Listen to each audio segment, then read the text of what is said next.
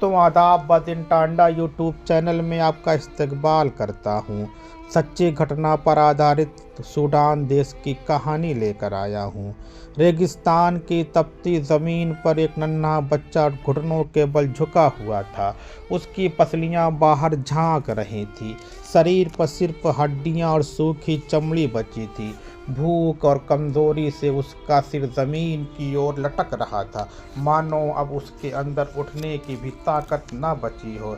कुछ कदम की दूरी पर एक गिद्ध बैठा था, उसकी मौत का इंतज़ार करता हुआ।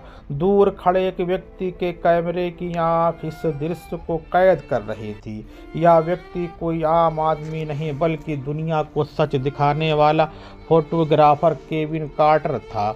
उसकी आंखें भले ही कैमरे की लेंस पर टिकी थी, लेकिन दिल अंदर से चित्कार कर रहा था। उसने शटर दबाया, एक तस्वीर खींची जो आने वाले समय में पूरी दुनिया को झकझोर कर रख देगी। केविन यह तस्वीर न्यूयॉर्क टाइम्स को दी और जल्द ही यह तस्वीर दुनिया भर में फैल गई। लोगों ने इसे देखकर अपना दिल पकड़ लिया। तस्वीर ने 1994 में पुलित्ज़र पुरस्कार जीता, लेकिन इसके साथ ही केविन पर सवाल उठने लगे। लोग पूछने लगे, तुमने तस्वीर तो खींच ली, लेकिन उस बच्चे को बचाया क्यों नहीं? यह सवाल केविन के दिल में तीर की तरह चुभने लगा। उसे याद आया कि उसने तस्वीर खींचने के बाद गिद्ध को उड़ाने की कोशिश की थी, लेकिन फिर वहां से चला गया था। उसे यह भी नहीं पता वह बच्चा बचा था कि मर गया था। लेकिन केविन के भीतर एक अजीब सी बेचैनी घर कर गई। वह पहले से ही जीवन की कठिनाइयों से जूझ रहा था, गरीबी, डिप्रेशन और अपने अतीत की यादों। लेकिन इस तस्वीर ने उसकी आत्मा पर एक ऐसा बोझ डाल दिया जिससे वह उबर नहीं सका।